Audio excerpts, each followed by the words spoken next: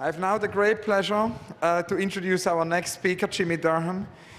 Jimmie Durham is a sculptor who now lives and works in Belgium. During the early, and actually that is an old CV because in the meanwhile he lives in Rome. Jimmie has always lived between geographies, so it always changes. During the early 60s he was active in the theater, performance and literature in the civil rights movement. He became a political organizer in the American Indian movement from 73 to 80, as well as a director of the International Indian Treaty Council and representative at the United Nations. The list of exhibitions is too long to read here. The Whitney Biennale, the Wittgenstein House, many other museums. He's preparing a very big exhibition for the Museum of Modern Art of the city of Paris. There is also another parallel reality, which is his poetry. His book of poems, Columbus Day, was published in 1983. Jimmie has done extraordinary participations in our previous marathons, in the Experiment Marathon in London and Reykjavik, and we are so excited that he is here with us today for his manifesto. A very warm welcome to Jimmie Durham. No more silly heads.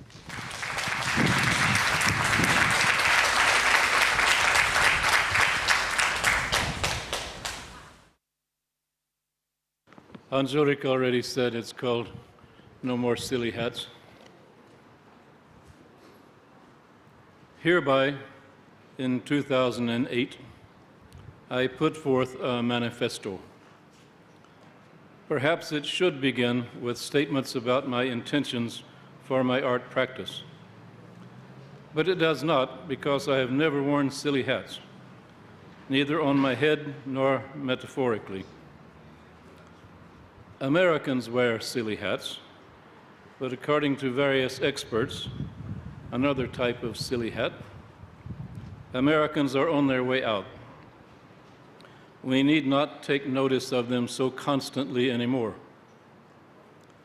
The English, the Irish, the Germans, the Mexicans, and the Canadians, and some Frenchmen are much more our future aesthetic problem.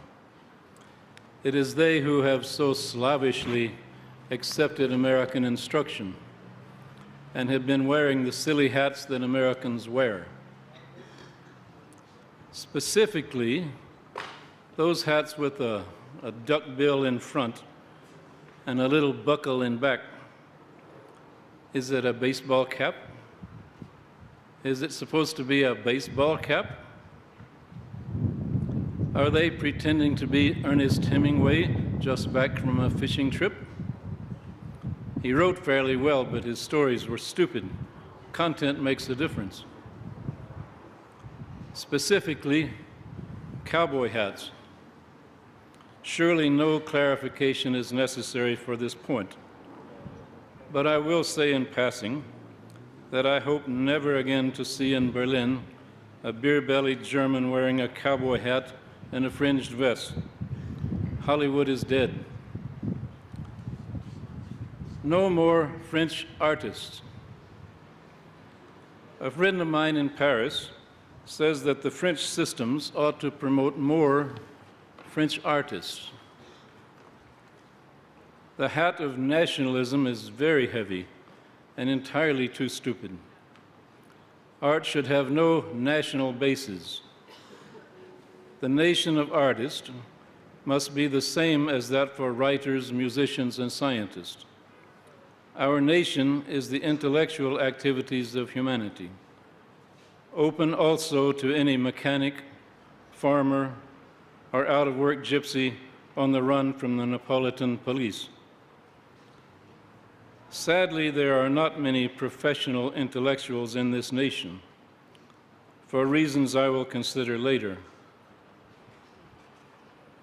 As I write, England still colonizes a large part of Ireland. Corsica wishes to be free from France, as do some people in Brittany. Why should Venice not be a free city?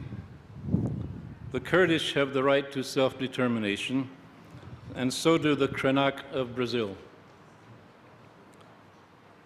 For about 400,000 years, we murdered each other and ran away from each other to the extent that we have covered the earth with our villages and tribes.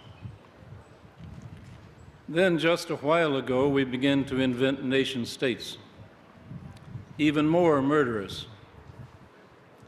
These states, in turn, have promoted the growth of large cities. Now, more than 1/2 of humanity lives in cities and towns. It seems that living in cities, then, which partially means living in architecture, is human nature. We have become, just as the European nations feared, cosmopolitan. If we will admit it, we will see that this pathetic oxymoron, the United Nations, was obsolete as it was being born.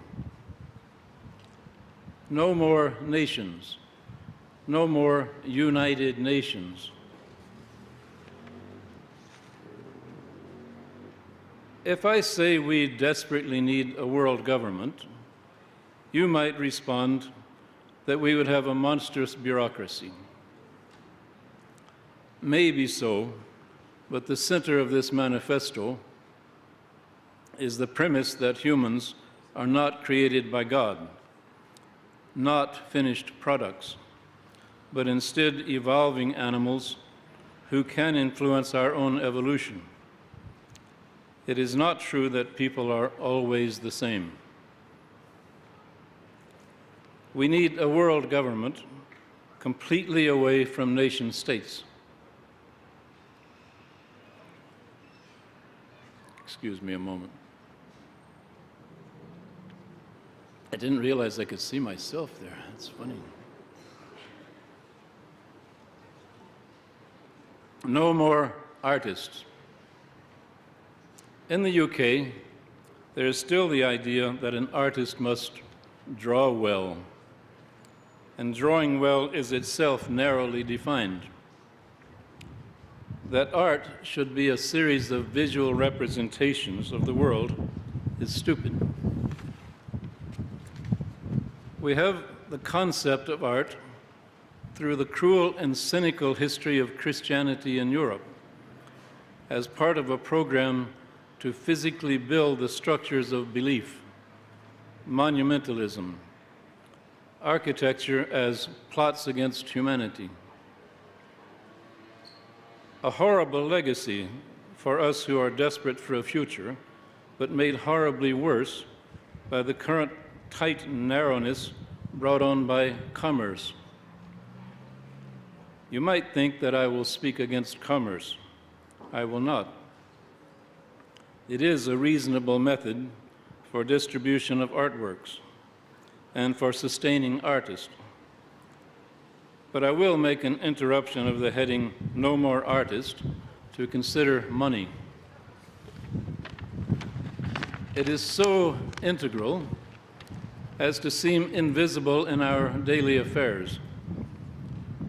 When, for example, we speak about art or architecture or religion or science or any of the specifics of any of these, there should be a linguistic convention wherein we also say, "and money," to keep it from hiding.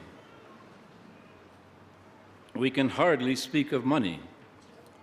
We can speak of and through the discipline of economics, which is a logistical study.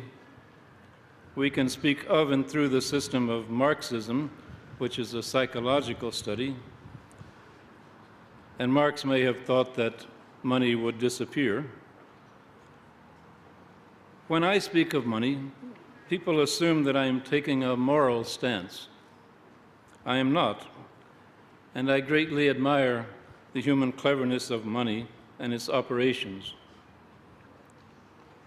How did the Europeans decide that money is the root of all evil?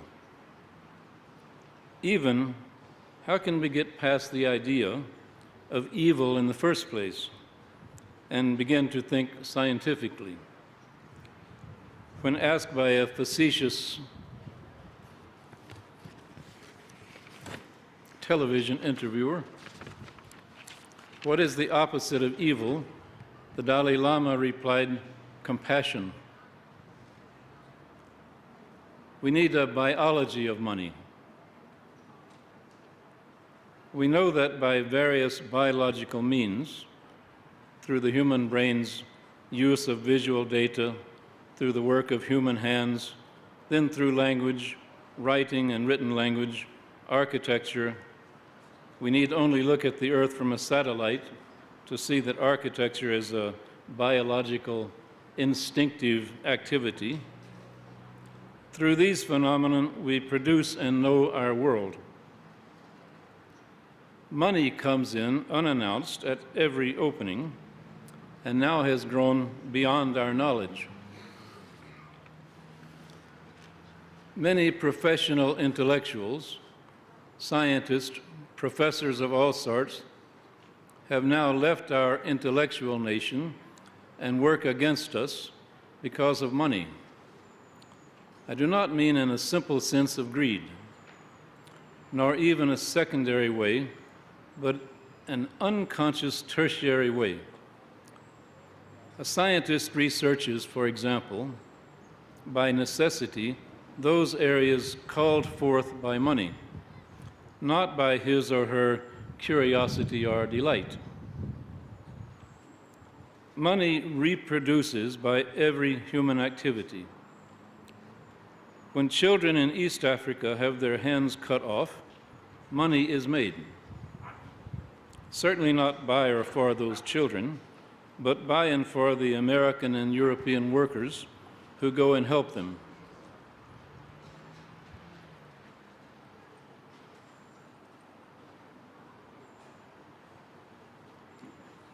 Art is a false category.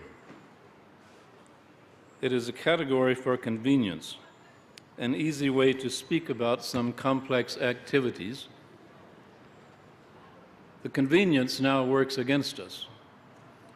Before now, it was tied mostly to the idea of the master who by mastery could command more respect, translated badly as money. Now, people ask me and other artists, when did you first define yourself as an artist? This is a money question. This is also a money question when asked of scientists, philosophers, librarians. If we do not recognize money, it dictates. The most encouraging thing about art these days is that art is somehow seen as a false category. We begin to understand that we do not know what art might be. Artists can be free. The most discouraging thing is that money says to us, in a way similar to the way language tries to dictate to us, that content in art, intellectuality in its production, is neither necessary nor desirable. I want to be silly. I want to act foolish. I would stand before you with the sole definition that I'm standing before you. You might act, I might act. With any dance, maybe it comes ridiculously from each of us trying to avoid the path of the other. Maybe it comes from the music provided by a third person. With any dance we might begin something to carry us on 1/2 of a centimeter beyond. For the first time in history, we have both the chance and the responsibility to encounter ourselves.